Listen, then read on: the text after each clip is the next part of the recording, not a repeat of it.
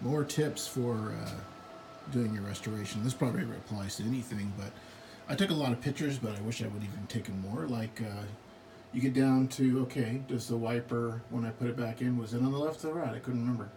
And this aftermarket headlight switch is brand new and it was pretty reasonable, but this little screw right here didn't want to fit in these little things that have, it would say headlight over here, and it didn't want to fit in there, so I ended up not using it. Maybe I'll replace it later, whatever. So many of the little things in this truck, once you have it torn apart, they're not that expensive to replace, and if you had to replace them later, you'd have to tear out a lot, like the glove compartment. Beat to crap. Probably the original. It's all cardboard. I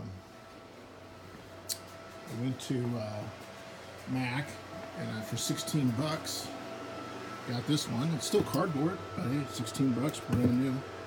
And I'd have to take the heater out, I think, to get that thing in.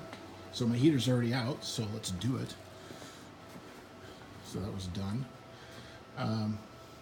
Yeah, take lots of pictures.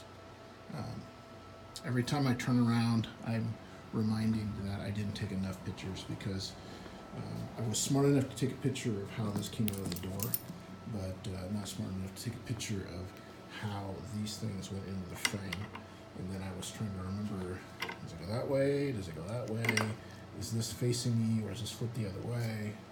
Good luck finding a close-up picture on the internet, so that's when I tried it once I have it assembled, is take some good close-up pictures, because I could not find very many detailing that.